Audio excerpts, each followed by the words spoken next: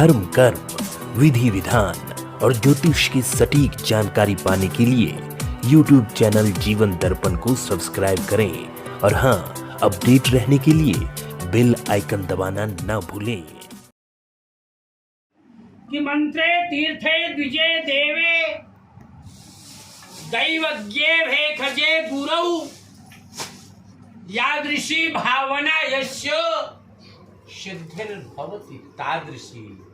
मंत्र में, तीर्थ में, देवता में और दैवज्ञ यानी ज्योतिष में जिस प्रकार से जिसका विश्वास रहता है उसी प्रकार से उसे सिद्धि मिलती।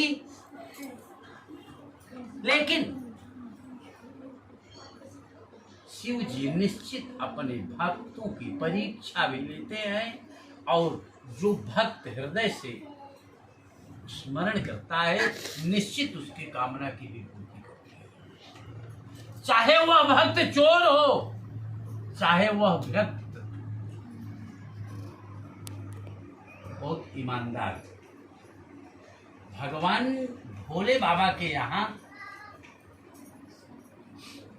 कोई भेदभाव नहीं, लेकिन आपके अंदर दृढ़ भक्ति का होना कंपल्सरी। एक दृष्टांत मैं बताऊं आपको। शिव पुराण की कथाओं में ऐसा लिखा है कि एक चोर था।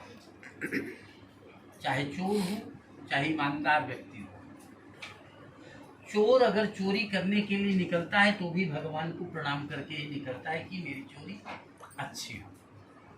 ईमानदार भी अगर बाहर निकलता है तो वो भी प्रणाम करके निकलता है कि मेरा व्यापार, मेरा कार्य क्षेत्र, मेरा हर कार्य अच्छी प्रकार से।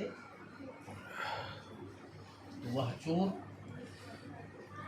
चोरी करने के उद्देश्य से निकला और हर समय तार घाट नहीं अच्छा बन रहा। एक दिन तो ऐसा आया कि पूरे दिन चारों तरफ घूम लिया लेकिन कहीं कुछ दिखाई नहीं दिया। लेकिन जाते जाते लास्ट में एक शंकर जी का मंदिर दिखाई दिया। अब उस शंकर जी के मंदिर में भी बड़ी भीड़ थी लोगों की। बहुत लाइन लगे थे। उस लाइन में भी अगर घुसा वो चोर भक्त तो सैकड़ों की संख्या के पीछे उसका नंबर था।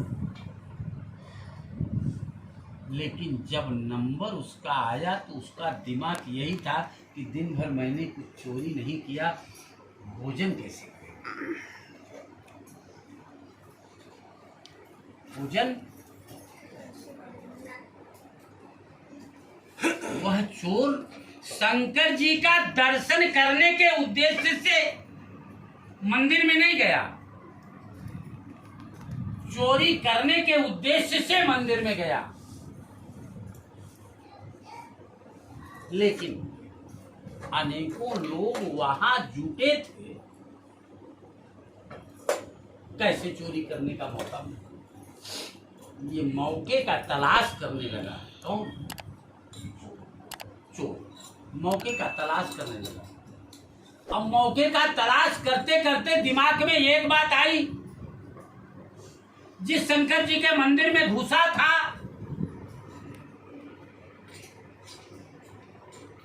उस मंदिर का शिवलिंग ऊंचा था, बड़ा शिवलिंग था। समझ में आ गई। अब उसी शिवलिंग के ऊपर एक घंटा लटका था।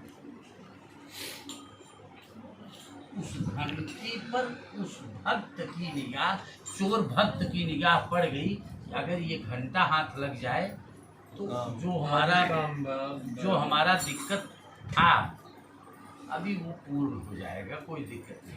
छोटी मोटी चोरी 10-20 दिन नहीं करेंगे तो चलेगा। अब वो ये मौका देखने लगा कि कब ये हटे और मैं निकालूं। 2-3 बार शंकर जी के मंदिर में गया आइडिया देखने के लिए कि कैसे ये घंटा हम निकाल सकते हैं। अंतिम बार उसके मन में ये विश्वास जगा कि यदि शंकर जी की पिंडी पर हम खड़े हो जाएंगे अपना काम हो जाए। तो हम निकाल सकते हैं घंटे को। समझ रहे हैं? अब वो शंकर जी से मनौती भी मानने लगा कि शंकर जी आज ये काम हमारी सफल हो जाए, आज ये काम मेरी सफल हो जाए, आप हम फिर आपका दर्शन करेंगे, कोई दिक्कत नहीं, लेकिन आज ये हमारा काम सफल हो गया। घंटा चुराओ आने दिन घंटा उंटा न चुराओ, दर्शन करेंगे। समझ रहे हैं? अब जब एकांत हो गया, सब अपने अपने घर चले गए, तो अकेला मौका पाया, दरवाजा बंद हो गया था, क्योंकि सार्वजनिक मंदिरों में ताला जल्दी नहीं लगाते हैं लोग। हाँ, आओ दरवाजा खोल करके अंदर घुसा, वहाँ चारों तरफ देखा, इधर उधर कोई दिखाई नहीं। एकांत पा करके शंकर जी की पिंडी पर पैर रखा और खड़ा होकर के खोलने लगा। समझ रहे हैं? और जैसे ही खोलने लगा, उसी शंकर जी की पिंडी से शंकर जी बाहर निकल आए हमारे आपके स्वरूप में, और ऐसे हाथ पकड़ लिया कि बताओ भक्त तुम्हें क्या चाहिए। अब वो तो अवाक रह गया कि अरे यहाँ कोई था नहीं, ये निकला कौन? तो चोर की दाढ़ी में तिनका, कहने लगा महाराज मैं भक्त वक्त नहीं हूँ, मैं तो चोर हूँ, मैं चोरी करने के लिए घंटा निकाल रहा था। कहें तुम्हारे जैसा भक्त मैंने किसी को देखा नहीं।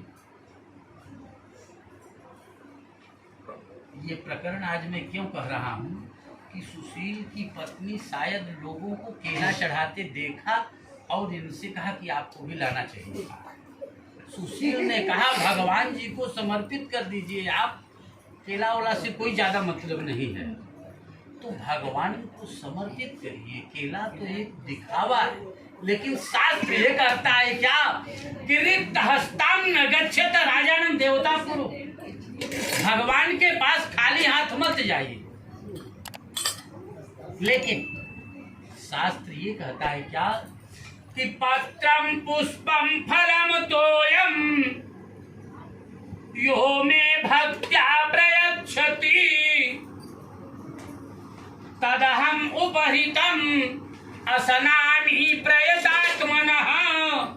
शंकर जी ने कहा कि सुबह से आज तक आपने देखा होगा बहुत लोगों ने आया, कोई फल चढ़ा दिया, कोई बेलपत्ती चढ़ा दिया, कोई एक लोटा जल चढ़ा दिया, कोई एक लोटा दूध चढ़ा दिया, कोई तुलसी का मंजरी चढ़ा दिया, कोई समी का पत्ता चढ़ा दिया, कोई अक्षत चढ़ा दिया,